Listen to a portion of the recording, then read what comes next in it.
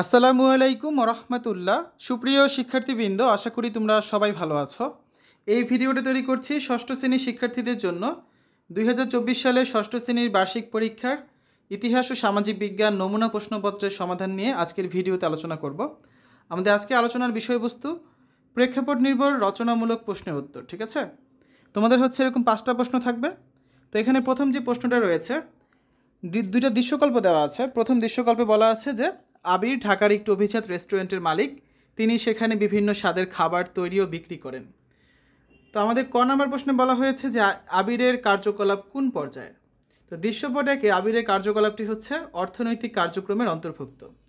আমরা জানি বিভিন্ন ধরনের প্রাথমিক পর্যায়ে দ্রব্য বা কাঁচামাল ব্যবহার করে নতুন করে কোনো দ্রব্য উৎপাদন করে বাজারে বিক্রয় করে মানুষের চাহিদা পূরণ করাই হলো অর্থনৈতিক কার্যক্রম।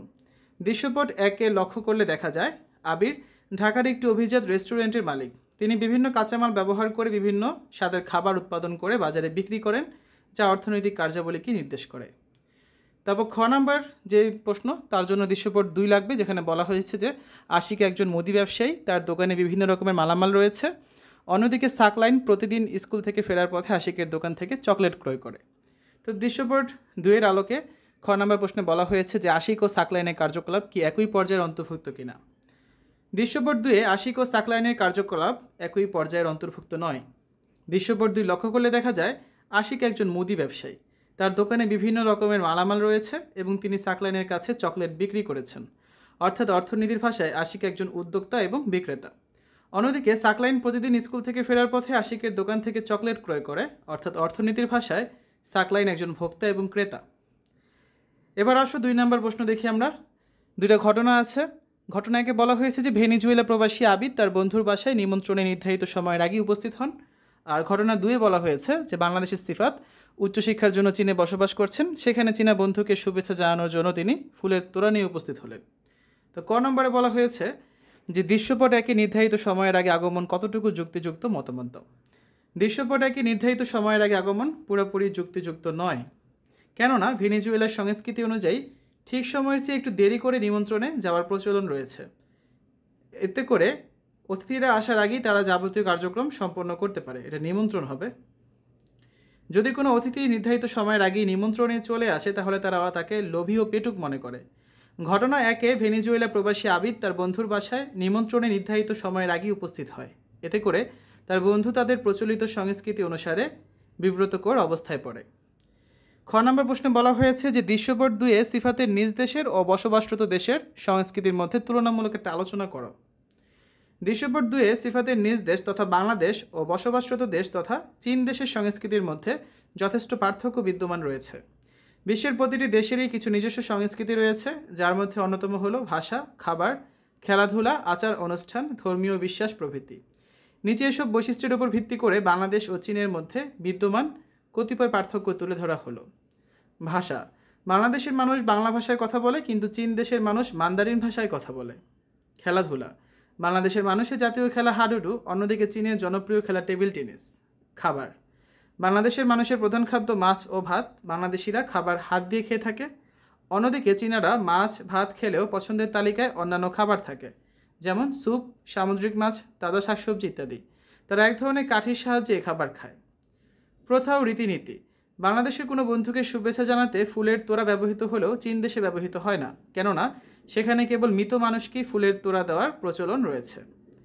তারপর যদি 3 নম্বর প্রশ্নে আমরা যাই, এখানে 2টা ঘটনা আছে। তো প্রথম ঘটনায় বলা হয়েছে যে আয়ান ষষ্ঠ শ্রেণীর শিক্ষার্থী, তার ইতিহাস ও সামাজিক বিজ্ঞান বইয়ের ছবিতে সে দেখলো বাংলাদেশের রাজধানীর দক্ষিণ পশ্চিম দিক দিয়ে একটি নদী বয়ে চলেছে, যা দূষণে পরিপূর্ণ। তো ক নম্বর প্রশ্নে তোমাদের জিজ্ঞাসা করা হয়েছে যে উদ্দীপকে আয়ানের দেখা নদীটির দূষণের কারণ বর্ণনা করো। ঘটনায় আগে উল্লিখিত উদ্দীপকে আয়ানের দেখা, এটা আয়ান হবে। নদীটি হচ্ছে বুড়িগঙ্গা নদী।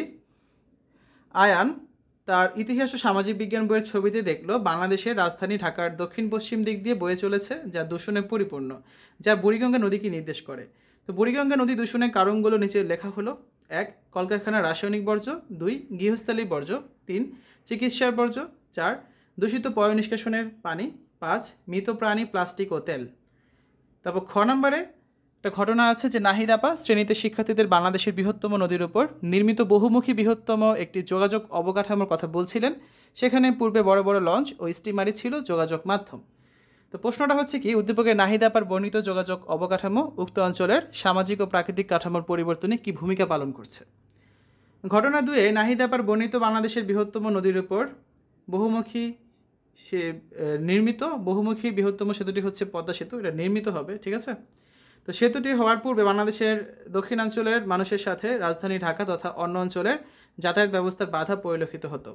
ঢাকার সাথে সরাসরি যোগাযোগের সুযোগ ছিল না, লঞ্চ বা ফেরি পারাপারের মাধ্যমে যোগাযোগ স্থাপন হতো। মানুষের যাতায়াতে অতিরিক্ত সময় লাগতো, কাঁচা দ্রব্যাদি পরিবহন অনেক কঠিন ছিল।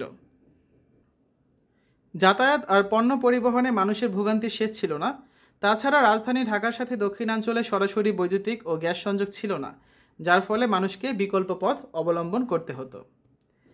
4 নম্বর প্রশ্নে যদি আমরা যাই, 4 নম্বর প্রশ্নে এখানে হচ্ছে আমাদের একটা বক্স দেওয়া আছে যেখানে দুটো সময়কাল দেওয়া আছে। তো এতে বলা হয়েছে যে উপমহাদেশে যে ঘটনা প্রবাহ এক বিশেষ ধরনের কোম্পানি শাসন ছিল, আর বিতে বলা হয়েছে উপনিবেশিক শাসন মুক্ত ছিল। তো ক নম্বর প্রশ্নটা হচ্ছে যে উদ্দীপকের এ সময়কালীন উপমহাদেশে ওই কোম্পানির কার্যকলাপ বর্ণনা করো। উদ্দীপকে এই সময়কালীন উপমহাদেশে ইংরেজ ইস্ট ইন্ডিয়া কোম্পানির 1757 সাল থেকে 1858 সাল পর্যন্ত কার্যকলাপ তুলে ধরে। 1757 সালে পলাশী যুদ্ধের মাধ্যমে ইংরেজ কোম্পানি বাংলার শাসন ক্ষমতা কুক্ষিগত করে। তারা শোষণ নীতি প্রয়োগ করে একের পর এক রাজ্য দখল করে এবং দেশের সম্পদ পাচার করতে থাকে। এমত অবস্থায় ফকির সন্ন্যাসী বিদ্রোহ, সাঁওতাল বিদ্রোহ ও নীল বিদ্রোহ সংঘটিত হয়। ক্রমেই ভারতে ইংরেজ ইস্ট ইন্ডিয়া কোম্পানির বিরুদ্ধে অসন্তোষ বাড়তে থাকে। অবশেষে 1857 সালে সিপাহী বিদ্রোহ ভারতের প্রথম স্বাধীনতা সংগ্রাম অনুষ্ঠিত হয়, যার ফলে ইংরেজ ইস্ট ইন্ডিয়া কোম্পানি শাসনের অবসান ঘটে এবং ব্রিটিশরা সরাসরি ভারতের ক্ষমতা গ্রহণ করে। খ নম্বর প্রশ্নে আছে যে উদ্দীপকের বি সময়ের বিভাজনটি শুধু কি সীমানা কেন্দ্রিক ছিল? মতামত। উদ্দীপকে বি সময়ের বিভাজনটি শুধু সীমানা কেন্দ্রিক ছিল না বলে আমি মনে করি।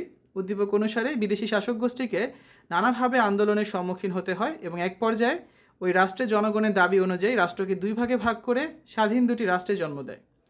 ভারতবর্ষের হিন্দু মুসলমান জনগোষ্ঠী পৃথক রাষ্ট্রের দাবি আন্দোলনের মাধ্যমে ব্রিটিশ সরকার 1947 সালে 18 জুলাই ভারত স্বাধীনতা আইন প্রণয়ন করে। এই আইনের ভিত্তিতে ব্রিটিশ শাসনের অবসান ঘটে। 1947 সালে 14 আগস্ট পাকিস্তান এবং 15 আগস্ট ভারত নামে 2টি রাষ্ট্রের জন্ম দেয়। ভারত ও পাকিস্তান রাষ্ট্র প্রতিষ্ঠা হবার পর ব্রিটিশ সরকার উভয় দেশের নেতৃবৃন্দের হাতে ক্ষমতা হস্তান্তর করে তাদের নিজ দেশে প্রত্যাবর্তন করে, যা উদ্দীপকের বর্ণনার সাথে সামঞ্জস্যপূর্ণ। সর্বশেষ 5 নম্বর প্রশ্নে এখানে হচ্ছে একটা চিত্র দেওয়া আছে যেখানে বলা হয়েছে যে বি হচ্ছে ভারত উপমহাদেশের উত্তর পশ্চিম অংশে গড়ে উঠেছিল, আর এ আফ্রিকার লেকো ভিক্টোরিয়া থেকে উৎপত্তি লাভ করেছিল। তো ক নম্বর হচ্ছে উদ্দীপকের এ চিহ্নিত সভ্যতার জ্ঞান বিজ্ঞান চর্চা অবদান বর্ণনা করো। উদ্দীপকের এ চিহ্নিত স্থানে মিশরীয় সভ্যতার নাম বসবে, কেননা আফ্রিকার লেক ভিক্টোরিয়া থেকে উৎপত্তি লাভ করা নীল নদের তীরে এই সভ্যতার উত্থান ঘটেছিল। মিশরীয়রা জ্ঞান বিজ্ঞান ভাস্কর্য চিকিৎসা ক্ষেত্রে গুরুত্বপূর্ণ অবদান রাখে। মিশরীয় সভ্যতা ছিল কৃষি নির্ভর, সে কারণে নীল নদের প্লাবন, নাব্য, পানি প্রবাহের মাপ, জোয়ার ভাটা ইত্যাদি ছাড়াও জমির মাপ তাদের কাছে গুরুত্বপূর্ণ বিষয় ছিল।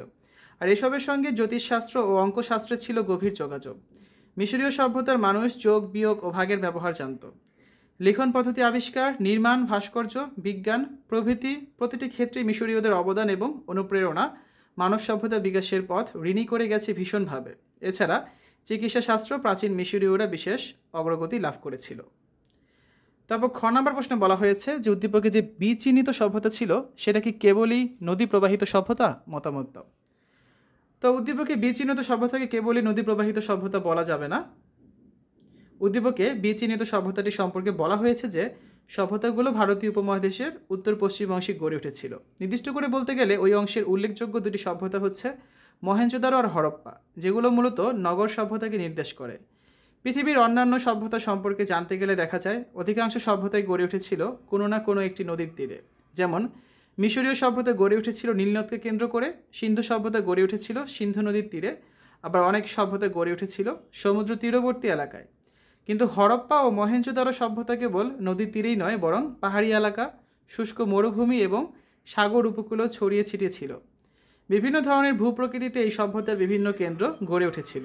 তাই হরপ্পা ও মহেঞ্জোদারো সভ্যতাকে বা ভারতীয় উপমহাদেশের উত্তর পশ্চিমাংশের সভ্যতাগুলোকে কেবলই নদী প্রবাহিত সভ্যতা বলা ঠিক হবে না। শিক্ষার্থীরা, এই ছিল আজকে আলোচনা। এতক্ষণ আমরা দেখলাম ষষ্ঠ শ্রেণীর বার্ষিক পরীক্ষার ইতিহাস ও সামাজিক বিজ্ঞান নমুনা প্রশ্নপত্রের সমাধান। আজকের ভিডিওতে আমরা তোমাদের প্রেক্ষাপট নির্ভর রচনামূলক প্রশ্নের উত্তরগুলো নিয়ে আলোচনা করেছি। আশা করি ভিডিওটা তোমাদের কাছে ভালো লেগেছে। অন্যান্য বিষয়ের ভিডিওগুলো দেখার আমন্ত্রণ জানিয়ে আজ এখানে বিদায় নিচ্ছি। আল্লাহ হাফেজ।